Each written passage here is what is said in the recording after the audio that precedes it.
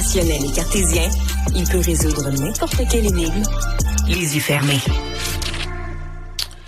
On a des auditeurs qui nous écrivent. Il y a Guy, entre autres, sur la question du recrutement militaire. Parce que tu nous disais, André, tout à l'heure, André Sylvain, il y a une recrudescence du nombre de personnes qui donnent leur nom. Guy, qui est un ancien militaire, dit l'historique a démontré que c'est aussi lié à l'économie. Quand le chômage augmente, le recrutement augmente. Donc, lui pense que peut-être que oui, il y a le patriotisme canadien, il dit pas qu'il n'y a pas ça, mais il dit peut-être que c'est simplement le fait qu'il y a de l'inquiétude pour l'emploi, le marché d'emploi, les tarifs de Trump. Alors que ça aussi, ça peut encourager des gens. Évidemment, tu t'inscris dans l'armée, si t'es choisi, là, t'as un job, t'as un boulot assuré. Donc, ça pourrait aussi être peut-être un facteur. Puisqu'on parle des menaces de Trump, mais là, M. Trump qui confirme le lancement de nouvelles crypto-monnaies. Ben oui, le stablecoin, donc la monnaie stable, si on peut dire. Ça a été lancé par la World Liberty Financial, qui est, dans le fond, la société de la famille Trump. Là. Donc, c'est un gros nom qui a l'air tout à fait, disons, bien. Ça a l'air tout à fait noble. Merci, Mario. C'est exactement le mot que je cherchais. Évidemment, c'est pas la première fois qu'il se lance dans la crypto-monnaie, mais là, cette fois-là... Ça me fait capoter, là, parce que est-ce que tu profites que tu es au pouvoir pour que la famille se fasse des fortunes on the side, comme on dit? Là. Mario, moi, juste avant de rentrer en ondes, parce que ça venait de sortir, l'article écrit par notre collègue Francis Alain du Journal de Montréal, je t'ai montré le titre.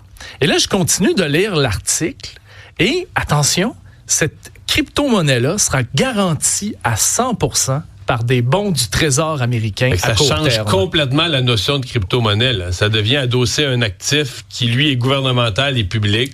Mais lancé par la famille Trump. Je sais pas ce que tu penses du conflit d'intérêts, mais... Ce que je pense, c'était plus qu'à haut risque de conflit d'intérêts. Ça sera voir comment cette crypto-monnaie va se comporter. Mais tu sais, c'est tellement volatile. Mais celle-là, si elle est adossée à un actif réel, peut-être qu'elle va se comporter différemment, là. Et selon ce qui est sorti, ce serait du 1 pour 1 sur le dollar américain. Donc, $1 américain, un stablecoin. OK. Le gouvernement fédéral qui s'attaque à Tesla. Il y avait déjà la Nouvelle-Écosse. Il y avait une province qui l'avait faite, mais là, c'est au tour du gouvernement fédéral en matière de subventions aux autos électriques. Oui, absolument. La ministre des Transports, Chrystia Freeland, parce qu'on est peut-être en période électorale, mais il y a toujours le gouvernement, évidemment, qui est en place et qui continue de gouverner, a décidé de mettre sur pause tous les rabais destinés aux acheteurs de Tesla. Et on ne s'en cache pas, c'est pour punir Elon Musk, qui est jugé trop proche du président américain. Puis évidemment, mais toute la question des tarifs et tout, ça va pas très bien pour Elon Musk depuis qu'il est impliqué dans le fameux Doge. Non, s'il considère, lui, rendre service à l'État américain, à la collectivité aux États-Unis. Les actionnaires de Tesla sont moins de bonne humeur là, avec ce qui se passe dans l'entreprise puis les ventes qui sont en chute libre dans plusieurs marchés. Les produits canadiens continuent d'avoir la cote dans les épiceries. Mais ça, c'est la bonne nouvelle. C'est que les gens demandent de plus en plus et s'intéressent de plus en plus en épicerie aux produits faits au Québec et au Canada. On sait que plusieurs bannières ont mis des petits icônes, le fameux T pour tarif et tout ça. Ça a l'air que ça porte ses fruits, si j'ose dire. Et l'agronome et économiste à l'Université McGill, Pascal Thériault, moi, je trouve qu'il y a la formulation que tout le monde devrait adopter. Lui, ce qu'il dit, l'approche positive, c'est pas une question de boycotter les produits américains, c'est une question de découvrir et d'adopter nos produits locaux. Donc, je trouve que c'est une autre façon de voir ça. Moi, ce que je découvre, c'est que souvent, adopter et connaître et découvrir, mais le découvrir est important là-dedans. Moi, ça m'est arrivé dans les 2 derniers mois de découvrir des produits, des marques, puis sincèrement, je dis, c'est très bon. Puis je l'ai jamais rejeté ou j'étais pas conscient. Là, tu sais, j'avais une marque habituelle, j'avais un produit acheté depuis des années, puis tu répètes le même achat. Puis il faut juste qu'on te donne une occasion d'ouvrir les yeux, d'en découvrir un autre, puis finalement, pour pas plus cher dans certains cas, t'as un produit tout aussi satisfaisant, puis t'encourages ton économie locale. Tout à fait. T'as assisté hier au dévoilement de la distribution de la comédie musicale Chicago. Et ça promet.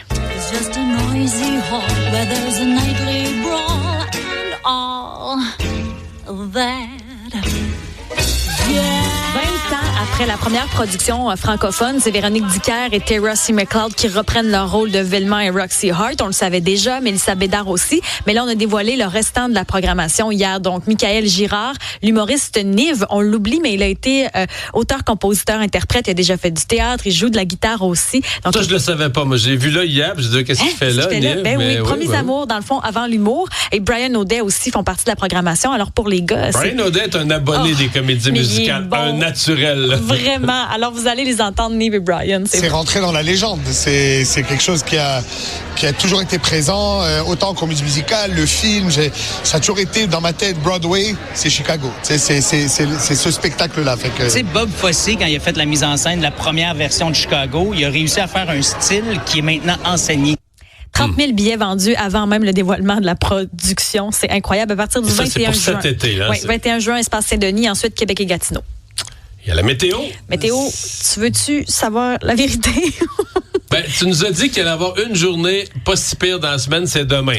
Au moins, ça reste vrai, ça. Ça reste vrai. Vous pouvez prendre congé. Moi, je vous suggère de prendre congé demain. 6 degrés du soleil demain, c'est beau vendredi. Ouais, c'est pas 17 demain, là. C'est 6 avec du soleil. Oui, c'est moins pire que le reste de la semaine. C'est de la neige, moins 4 comme maximum, 0 dimanche. C'est ça. Ça va être de la grisaille. Puis aujourd'hui, celui-là aussi.